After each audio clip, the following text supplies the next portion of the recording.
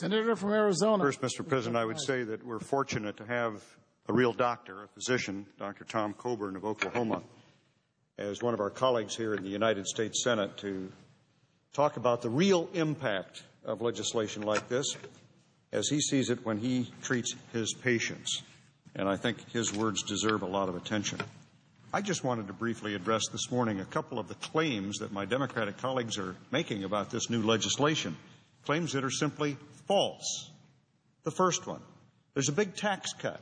One of my colleagues said this is the biggest tax cut we've ever had. There is no tax cut for taxpayers in this bill. What they're touting as a tax cut is rather a direct payment to insurance companies. Now, I find it very odd that that's called a tax cut. When I think of a tax cut, I think of money remaining in the pockets of taxpayers. We're going to say you don't have to pay taxes that you've been paying in the past. That's not what's in this bill. What this bill does is to provide a subsidy to insurance companies to dispense government-mandated insurance. It's not a tax cut for taxpayers. Instead, most of the so-called tax relief goes directly to the insurance companies. It never touches, you never touch the money. It never touches the American family's pocket. The premium subsidies are delivered straight from the U.S. Treasury to health insurance companies, as I said, to purchase this government-mandated, government-approved insurance. They're not extra dollars in people's pockets, as the chairman of the Finance Committee argued. They're rather advanceable, refundable tax credits, which is code for a new tax entitlement, and in fact, that's exactly the way that it's scored in or recorded in the federal budget. It's recorded as a spending program. The reason being that the people receiving these so-called refundable credits paid very little, if any, taxes. These are folks that don't pay taxes, and so they get what's called a refundable tax credit. But even then, the money goes directly to the insurance company, not to them. I always thought you had to pay taxes to get a tax cut, but not in the rubric of this legislation. According to the Joint Committee on Taxation, only about 8% of all taxpayers making under $200,000 a year would actually benefit from this government subsidy for health insurance. The remaining 92% would receive no tax benefit under the bill. And I have to say, when we're talking about tax cuts, you've got to at least put in a little bit of a word about the tax increases in the bill, because that's where the bill really focuses on taxes. It taxes many of those who have health insurance.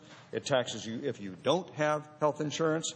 The taxes in the bill hit families, it hits seniors, it hits the chronically ill, small businesses, those who have flexible spending accounts, those who use medical devices.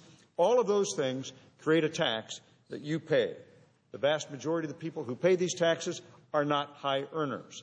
And as the Congressional Budget Office has said, whenever there's a tax on some other entity that delivers health services, that tax flows directly through to the taxpayers in virtually the same amount of money.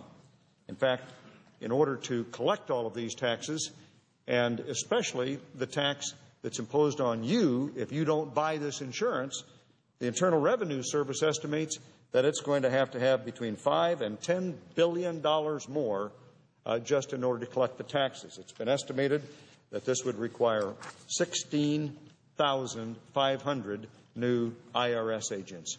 Welcome to your friendly new health care bill. Second thing my colleagues are talking a lot about the last 48 hours are the elimination of the problem of pre-existing conditions in acquiring health insurance. The implication here is that Republicans have not supported help for people who have pre-existing conditions. That's not true. We've made that point clear. We made that point clear in the meeting we had with the President at the Blair House. The argument is about the best way to do it. And as you'll see in just a moment, it turns out that this bill hasn't done it very well. Republicans have suggested there are a lot of different ways to get to this problem: state reforms, risk pools, more competition, some subsidization. All of these things can help us with this problem. But for all of the Democrats' central planning in this bill, it looks like the problems are already arising as a result of their specific provision to deal with this problem. According to a brand new Associated Press story of March 24th, President Obama's claims about pre-existing coverage for children are not what they seem. The article notes that the letter of the law which Democrats took upon themselves to write behind closed doors, I'm quoting now this article, provided a less than complete guarantee that kids with health problems would not be shut out of coverage. End of quote. In your rush to do these things behind closed doors, without proper vetting, always voting no on any attempts to correct it, you end up with problems like this, and they're going to have to somehow go back and try to fix this. If this blunder is discovered on the first day that this law takes effect, how many more errors will be discovered in the next days and weeks as people pore over the 2,733 pages of this new health care law and the 150 pages of the reconciliation bill that's on the floor right now? If you can't draft a bill properly to protect children with pre-existing conditions, which is a centerpiece of the bill's so-called immediate deliverables, then how are you going to be able to successfully make 1/6 of the economy work through this new government-operated system? Finally, Mr. President, I've talked about two things that our Democratic friends are crowing about, neither one of which, it turns out, I think are worth crowing about. How about the things that they aren't talking about, the things that Americans are very concerned about? Democrats love to talk about people that are allegedly helped by the legislation. How about those who are hurt by the bill? How about talking about seniors whose care is going to be jeopardized as a result of this bill? Seniors in my state of Arizona are very worried about the Medicare cuts, over $500 billion in Medicare cuts in this bill. Well, our Democratic friends don't like to talk about that, but it's a reality. It's in the bill.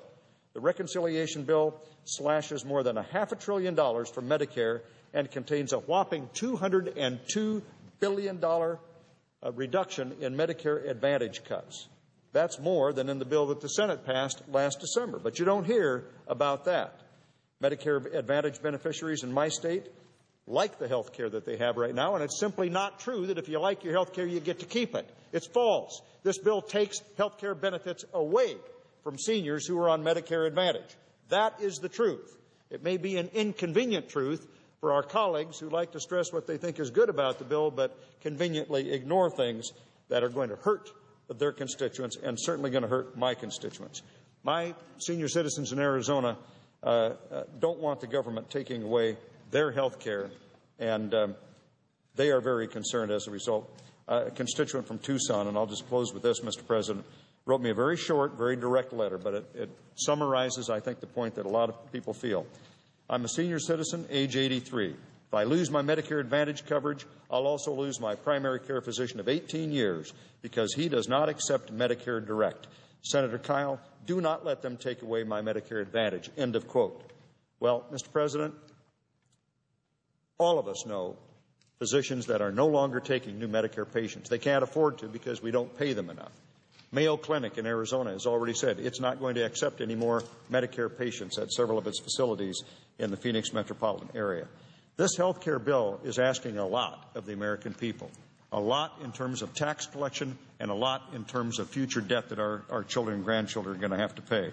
But just one group that ought to be very concerned and are our senior citizens who face nearly $500 billion in Medicare cuts. Taxes and premiums are going to be increased on all Americans. Small businesses will be hit with a litany of onerous new taxes and mandates and regulation. And probably worst of all from my perspective is that just as these costs inevitably escalate as time goes on, just as in the European countries that have had to deal with these same kind of health care issues, this legislation will ultimately lead to the rationing of health care. And that is the cruelest result of all.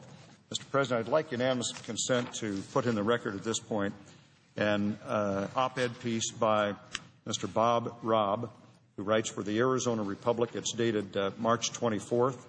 And the last two sentences of this op-ed, I think, summarize the point I made very, very well. He says, but it is impossible to treat health care as a public good without rate regulation and rationing. And those are the inevitable next steps down the health care road the Democrats have taken the country. Without objection, it's so ordered. Thank you, Mr. President.